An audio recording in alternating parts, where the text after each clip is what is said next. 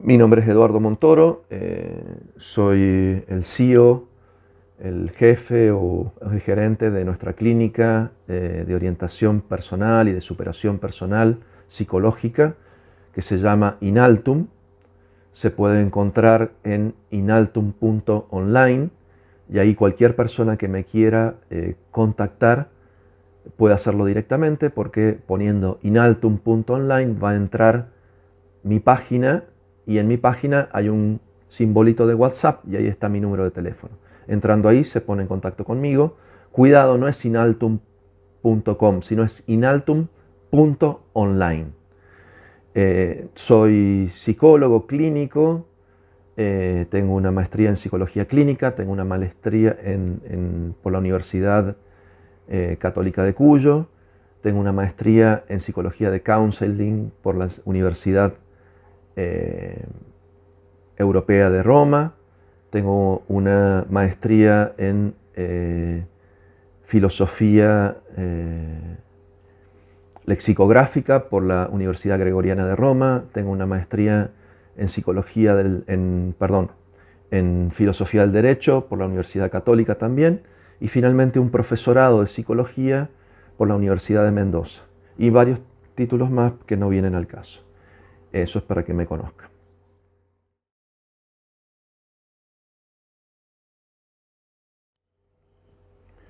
Muy bien, para responder cuál es el origen de la agresión y de la violencia que tú me preguntabas, lo primero que hay que ver es en la agresión que desde hace un tiempo hasta ahora toda la sociedad se ha, como decimos los psicólogos, simbiotizado.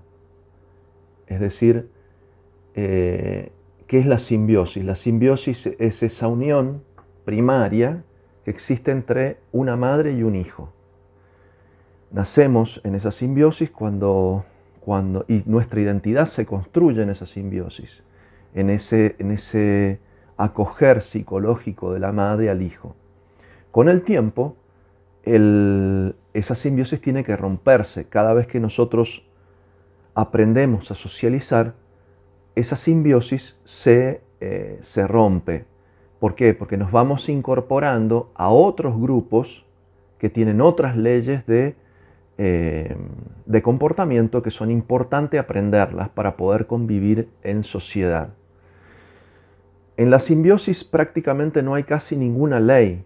¿Por qué? Porque el niño que está mamando de la madre, lo único que pretende es la completa, absoluta y total satisfacción de sus deseos. Ahí no hay ley. El primero que porta la ley, el primero que es responsable de educar al hijo en la ley, es, digámoslo tradicionalmente, el padre. Y digo padre, y cuando digo padre y digo madre en la simbiosis, lo digo de un modo simbólico. ¿Qué quiere decir simbólico? El rol de padre y el rol de madre. No estoy hablando del padre físico, concreto, que tengo adelante, ni de la madre física y concreta que he tenido. Estoy hablando del rol simbólico. Alguien hace de madre, si no, no podríamos existir.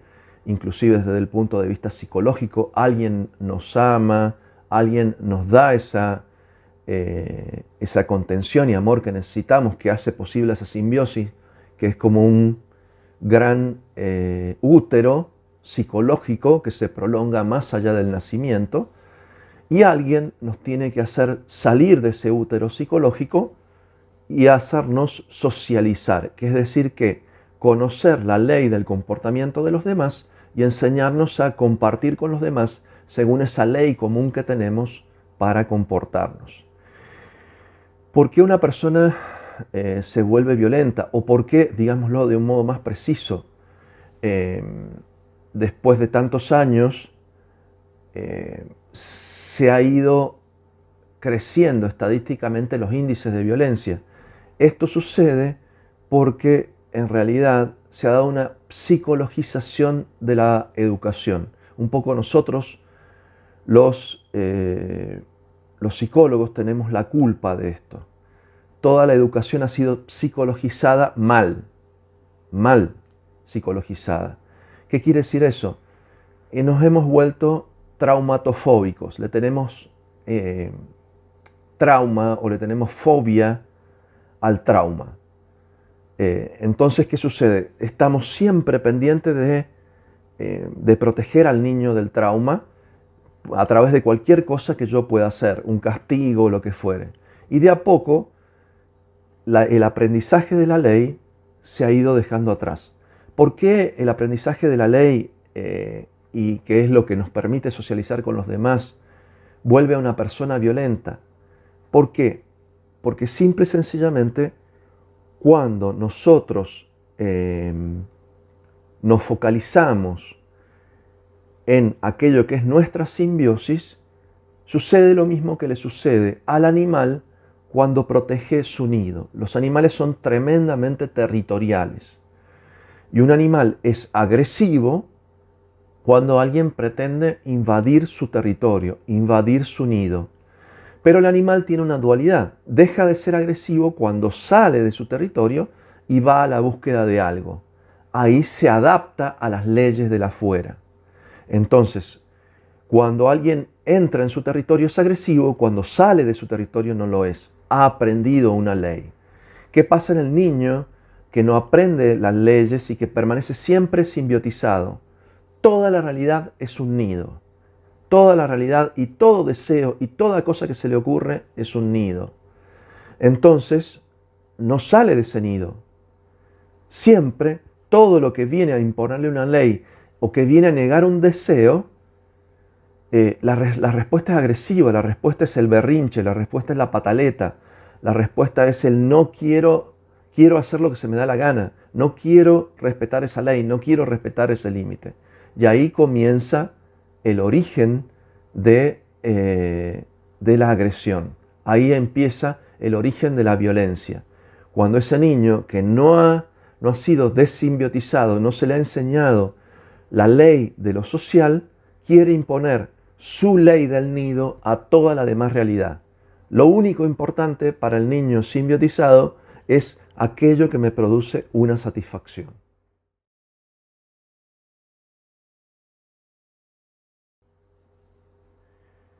Si ya de hecho ¿qué hacemos si ya de hecho tenemos un niño agresivo? La combinación es extrema paciencia, extrema cercanía desde lo emocional, diciéndole que uno lo entiende, pero al mismo tiempo inflexibilidad total respecto de los límites que debe respetar. El límite más importante es el respeto. ¿Cómo yo me doy cuenta que un niño está comenzando a ser agresivo? Es porque no respeta, me falta el respeto desde lo simbólico, con insultos, con agresiones, con tono de voz. Ahí el problema hay que cortarlo de raíz. Y en esto uno tiene que levantar la escalada hasta que esto suceda. En esto el niño tiene que ver que estamos dispuestos a llevar la educación de él mismo hasta las últimas consecuencias, hasta lo que haga necesario, que perciba esa firmeza. En un momento la escalada se detiene. Al principio, cuando queremos poner los límites, la reacción de él no va a ser obedecer el límite. Al principio, la escalada va a ser mucho peor. Esto va a durar un tiempo. ¿Por qué? Porque él va a querer recuperar los espacios de libertad que antes tenía, libertad patológica, libertad enferma, pero no va a querer soltar eso. Entonces va a pasar un tiempo largo hasta que finalmente entienda que cómo y de qué modo tiene que comportarse respecto de esta nueva actitud de los padres para poner límites. Y hay que sostenerlo a toda costa. Lo más importante es que el niño vea que el límite que le hemos puesto es inflexible y que estoy dispuesto a llevarlo hasta las últimas consecuencias. Hasta las últimas consecuencias. En esto, el niño es como una especie de adicto que vive de la fantasía del padre de ser mejor, de que él sea mejor. Entonces, el padre apuesta, el padre es cariñoso y no está dispuesto a poner límites hasta las últimas consecuencias. Y entonces el niño que no está bien educado es como que vive y chupa de esa fantasía del padre y sostiene su conducta. Es decir, el padre espera que él sea mejor, él entiende que el padre está esperando que sea mejor y que va a hacer lo posible porque sea mejor, pero que no hay un límite en esto de darle oportunidades, que siempre le va a dar otra oportunidad, que siempre va a ir más adelante, que siempre va a hacer otro sacrificio. No, el niño tiene que entender que hay un límite. ¿Para qué? Para que ese niño no manipule al padre, cuando digo padre, padre-madre, o sea, a los progenitores, para que no manipule a los progenitores a través de la esperanza que el progenitor tiene de que eso cambie.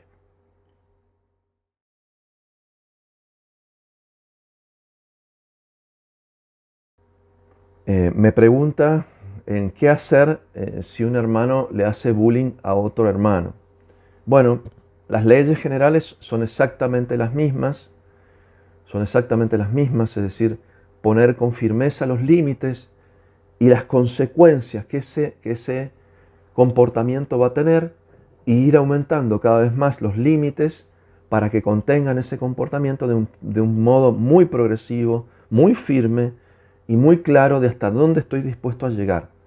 Si un hermano pone en riesgo la vida de otro hermano con su comportamiento, simplemente yo tengo que mostrarle a mi hijo que estoy dispuesto a hasta inclusive sacarlo de mi propia casa. No, la mayoría de las veces no hace falta llegar a esos extremos, pero el niño tiene que leer que estoy dispuesto a llegar a ese extremo. Tiene que leer que estoy dispuesto a llegar a ese extremo. Si él no lee que estoy dispuesto a llegar a ese extremo, no va a modificar su conducta y me va a seguir manipulando. Me va a seguir manipulando porque se da cuenta que a través del cariño que le tengo puede manipular mis acciones.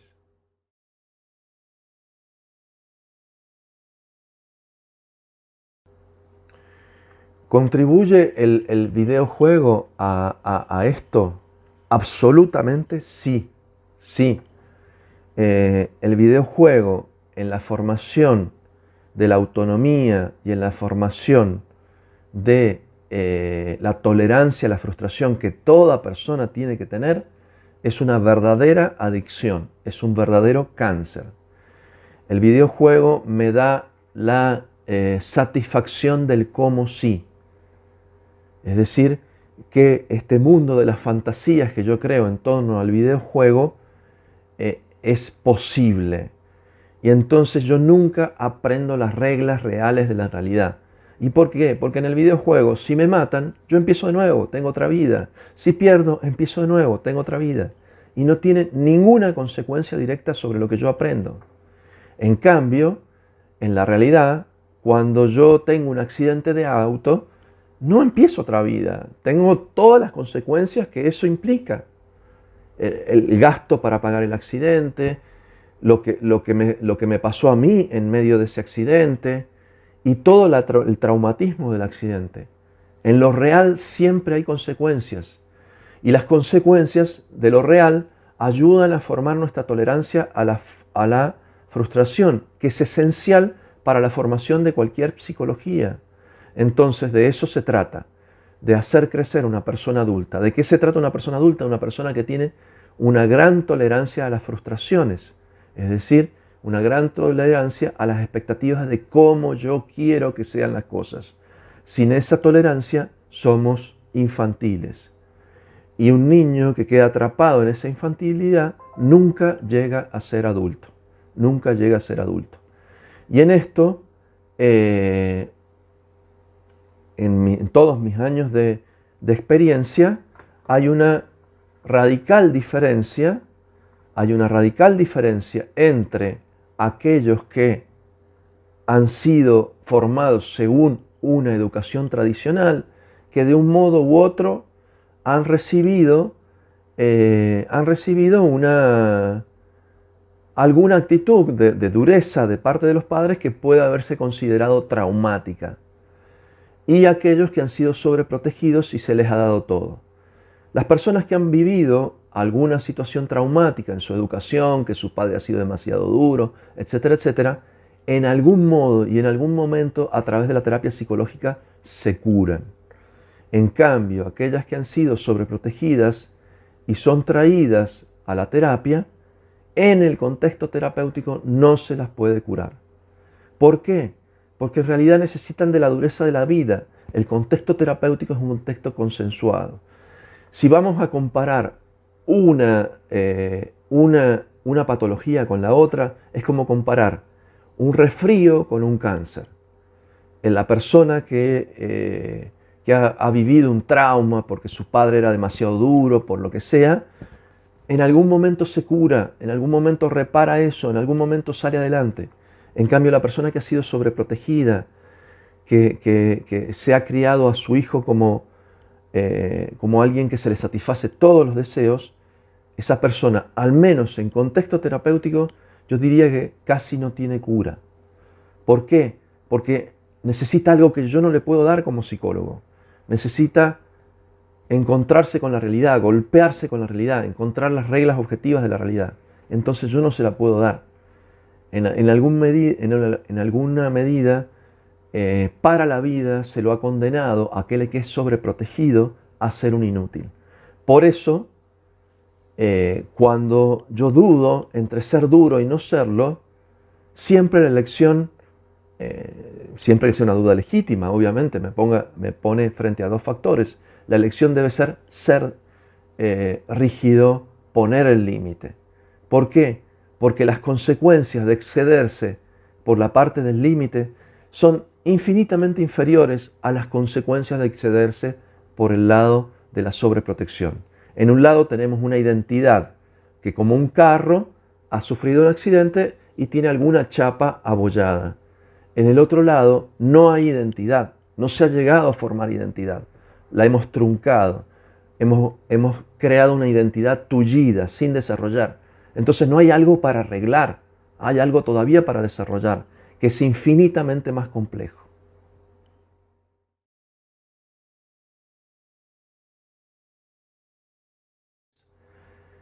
Simple y sencillamente, yo no voy a aconsejar una cosa determinada, no me atrevo a aconsejar. Yo cuento mi experiencia y mis reglas en la formación de mis 4 hijos. Yo tengo 4 hijos y esos 4 hijos son adoptados.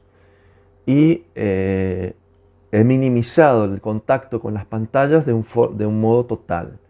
Y en cuanto a los videojuegos, ya con 5, 6, 7 y 8 años que tienen mis hijos, yo les he dicho que en mi casa no va a haber videojuegos. Cero. No quiere decir que yo sea contra el videojuego, que los voy a perseguir si en otro lugar juegan. Que en mi casa no va a haber. Que hagan la experiencia del videojuego cuando estén en la casa de un amigo, está todo bien.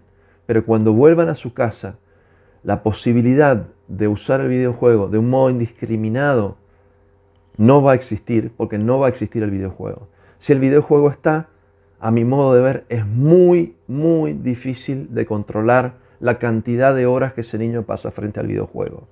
Y es realmente adictivo.